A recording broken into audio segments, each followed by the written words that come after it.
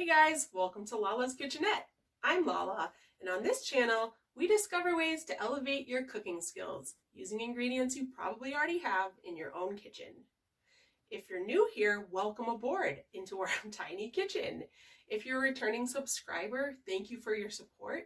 Feel free to share and like away, and hopefully we'll get some feedback in the comments below about what you guys want to see in future videos. Welcome back, guys. On today's episode, we're making chicken soup. Good old-fashioned chicken soup.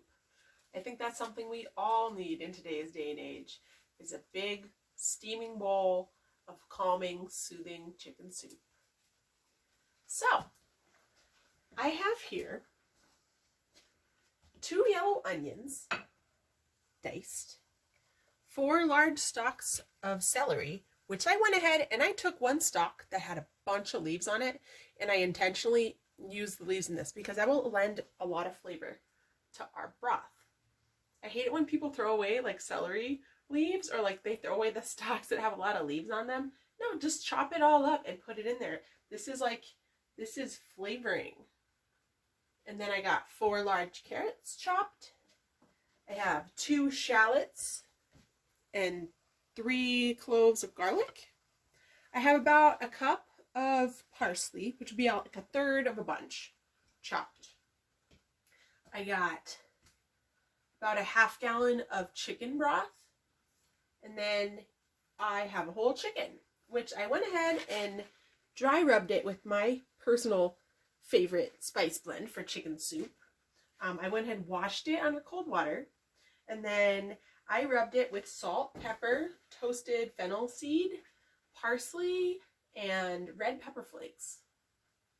So that, I washed it, dried it, spice rubbed it, and I threw away the giblets. I kept the neck.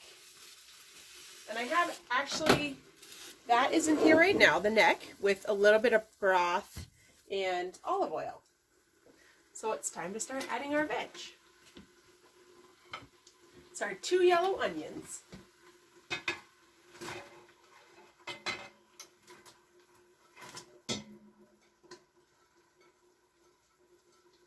I cannot wait to be drinking some of this nice hot broth. I like to make mine a little spicier too. I like to go ahead and put like sriracha or extra red pepper flakes in my actual broth when I'm drinking it. And that's part of the reason that I'm using some pre-made broth, because that will deepen our flavors, but it's also going to give us a higher broth ratio, so we can just drink broth out of a mug and just feel that good healing powers that it has. And our 4 carrots. And our 2 shallots and 3 cloves of garlic.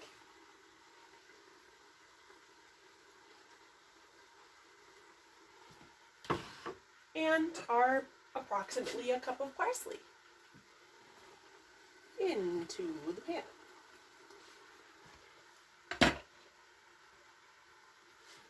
I'm going to go and give it a quick stir.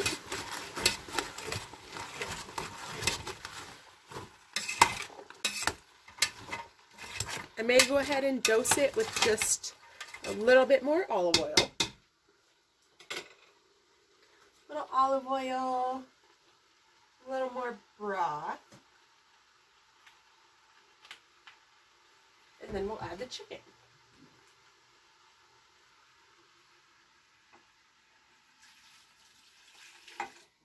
Went ahead and added about a quarter cup, half cup of broth there. And this onion goes in there. Stir it so it's not sticking. And since I'm using the neck, I'm actually, when I fish the entire chicken out, once it's like cooked enough to pick it off the bones, I'll fish the neck out at the same time. And I also have 2 bay leaves, which will pick those out as well. So, let's get our nice washed, dried, and then dry rubbed chicken into our pot.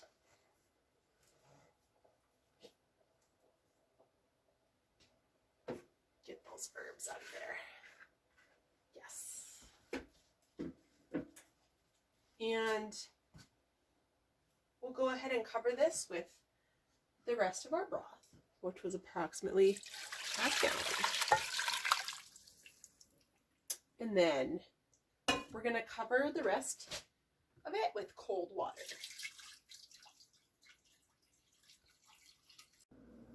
All right, so we had covered our chicken with cold water, and then we let it come up to a boil and then turned it down to a simmer for just a couple hours just to get our chicken tender enough to pick off the bones. So I went ahead and fished the chicken out and the 2 bay leaves here and the neck. And I'm going to pick the chicken and put this back in the broth and let it simmer a little bit more. The goal to achieve when you're simmering your chicken is to have it be tender enough to pick off the bone, but not so cooked that you're picking like bone fragments out of your broth. So as you can see, it's sort of, you can tell when it's at the point where it sort of falls apart, like the legs and the wings are relaxed and fallen flat on a sheet pan like this. If I boiled this any longer, the whole thing probably would have started disintegrating, and I would have had to pick a lot of tiny bones out of my broth, like in a sieve, you know, strain every ladle full of broth. So this is perfect right here. And a good way to test that, I poked it with a fork a few times, like in the breast, because that's the thickest part of, that's like the thickest density of any meat on this whole bird is right there, that 2 layers of breast muscle. So yeah, I had tested the breast to make sure it was ready to come out. Yeah, came up to a boil, simmered for an hour and a half, 2 hours, like depends on the weight of your chicken. So like whenever it looks like this and it's dense enough to stick together, but boiled enough that you can take it off the bones easily, is the perfect time to take it out of the broth. So my hands are washed, got my apron on, we're ready to disassemble this chicken. I'm gonna start with the breast. That's the easiest part to go from after there.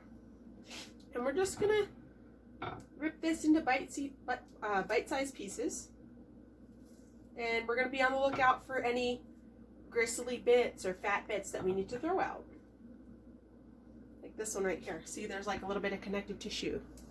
So I'm gonna rip that off, go in the waste pile with the neck and the bay leaves. So yeah, just bite-sized pieces. This other side too. And it helps to cool it down, you know, let it sit out and cool down a little bit at room temperature so it's cool enough to handle. Or you could put it in the fridge or the freezer for a little while so you can handle it. I went ahead and put this in the fridge for a while so that I could pick it by hand almost right away.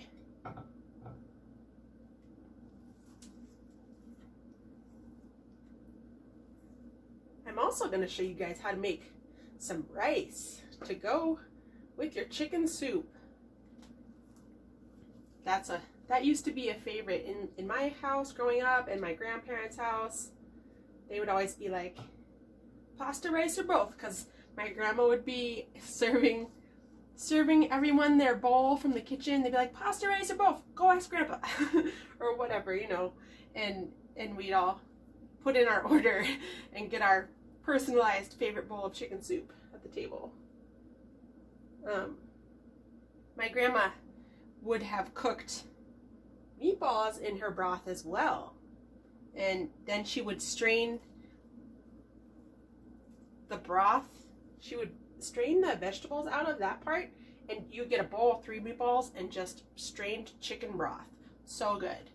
Some Parmesan or Pecorino on top. One of my favorite memories of childhood after a day of skiing or ice skating, because I grew up on a farm in Vermont, and we did a lot of outside stuff even when we weren't just working on the farm. So I don't know if you guys have noticed that I save my chicken wishbones. That has been in every video. Here's the new one, which means me and one lucky friend get to break the old one today. So I'm going to set that aside. I'll wash it later, and it'll go to sun dry on the windowsill. I'm going to turn this around so you can see what progress I've made so far. I feel like starting with the breast is a good starting point because you can see like what that leads to, where the muscles are all connected, what part you need to get into next. So, and one of the leg / thigh regions fell off. That's okay, it's still intact. So we'll get into that next. But yeah, if you reach in here and break, you'll get a whole wing segment. I'm taking the skin off. We're discarding the skin and any little gristly bits or little bones. So my grandma loved the wings, and I love wings too.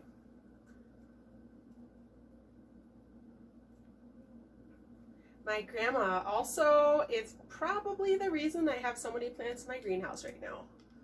She taught me so much about using foods that were in season, and she had such a green thumb. An amazing lady. Somebody asked me why I was calling myself Lala.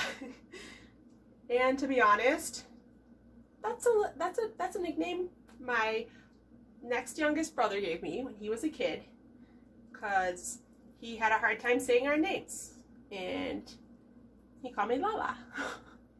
And then the last job I had, which I got laid off because our restaurant closed because of coronavirus, kitchen cooking job, they called me Lala, and I'm pretty sure it started out as like, you know, it was like a little jab, you know, but I was like, oh cool, my little brother called me that, so I like it. It reminds me of like good times.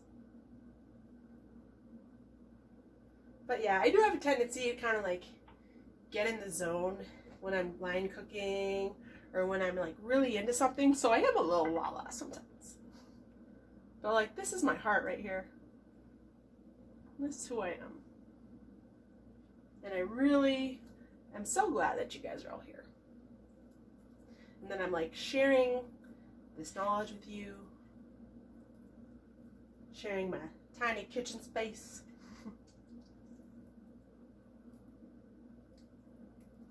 And yeah, you know, it's all going to be okay in the end. We're all just in this together. We're going to help each other. Another memory I have about chicken soup is my mom would be like, come pick the chicken! And me and my sister, we'd just be like, okay! And we'd get that done quick, and then it would be time to eat. We used to do this when it was like super hot still.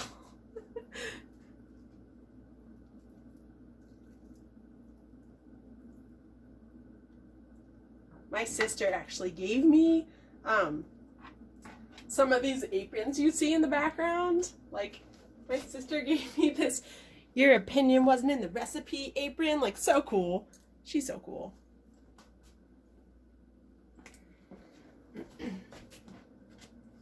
So let's keep picking our chicken. So I picked the whole chicken. This is what's left with the carcass, and I'm actually going to save this, and I'm going to boil this a second time and make a different broth. Because I grew up on a farm, I'm a big proponent of animal stewardship, and in a whole chicken, that's not a one and done thing to me. So for this, I'm going to use this to make my healing broth, which is basically like an antioxidant, like detox broth with cayenne, ginger, turmeric, and I'm going to add probably a little bit of something like this to it. Since it's already been boiled once, this is a good alternative if you don't have any more chicken broth on hand that you already have made. Even if you wanted to add more broth to your actual soup that you made, a teaspoon of this is the equivalent of 1 bouillon cube, but this is actually like reduced concentrated chicken stock. It's called Better Than Bouillon, from a real roasted chicken, and this is pretty good stuff. Pretty good alternative. So I'm going to go ahead and slide our picked chicken. Look how much we got. This is like a couple pounds of meat off that one bird. I'm going to go ahead and slide that into my nice simmering broth over here. And I went ahead and I scraped off the sheet pan, like whatever broth, whatever pieces of celery were still on there. I scraped the pan into my pot as well. And then I'm going to teach you guys a really foolproof way of making rice, if that's something that you struggle with. So when we're cooking rice, it's going to be a really basic ratio. It's going to be 2 to 1. So 2 parts water to 1 part of rice. And what I'm doing right now is I'm washing the rice in cold water. And I really get in there and agitate the grains against each other. Because a lot of problems arise from rice that's cooked without being washed in cold water first.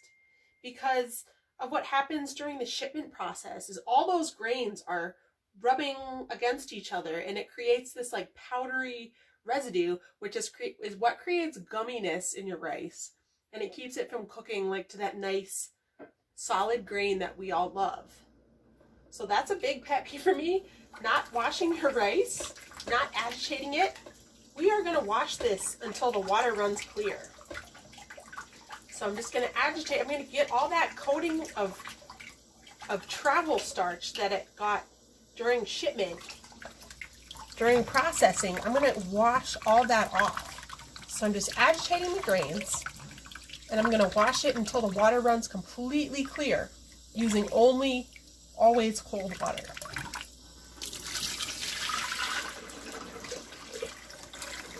Probably needs 1 or 2 more goes on that. Cold water, agitating the grains against each other. Drain again. See, it's coming a little bit clearer each time, which is what we're aiming for. And this is just, store-bought bag rice, like long grain white rice.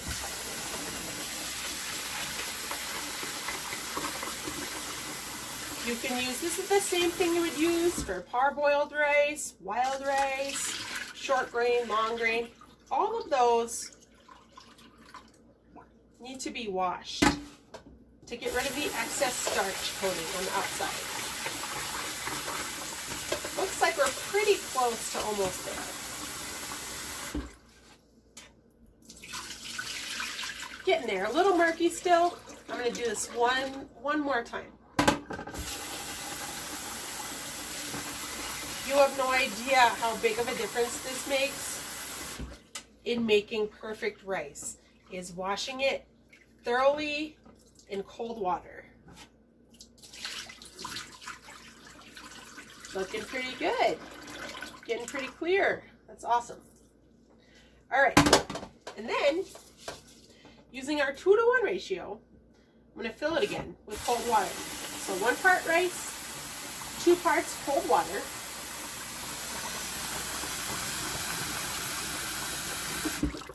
And another thing that causes problems is if you, when you're cooking your rice, you open the lid a bunch of times, you let out a lot of condensation, steaming that's happening in there.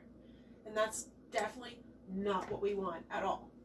So I got my 2 to 1, 1 part rice, 2 parts cold water. I'm going to put a lid on, and it really helps to have a clear lid so that you can see what's going on, so you don't need to take that lid off during this process. So we're going to bring this up to a boil, and then I'm going to turn it down to the barest simmer for at least 15 to 20 minutes, maybe 18 minutes. And I'll show you that when it's ready. All right, so our rice is done. We cooked some mini shell pasta, and it's time to serve this. So, something I wanted to tell you guys. Look at our nice soup. Look at this nice broth. All our good veggies we put in there. I threw a couple meatballs in there I had left over. There are so many ways that you can riff on chicken soup, like so many. One of my personal favorites is to add mushrooms, escarole, and white beans at the end, because those are things obviously that you don't need to cook that much. If you're going to put like spinach or more greens in it, I would put it in at the very end, so it's not just like this wilted mush of flavors and your broth doesn't turn green from like the kale or like whatever you put in there. And at the end, there's so many different directions you can go with this base flavor, and it's so good. And please ask me in the comments below if you have any questions, if you want some more alternative recipe ideas for this base chicken soup. Please let me know. I would love to hear from you.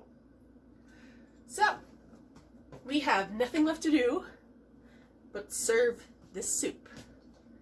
And they would ask, pasta, rice, or both? I say both.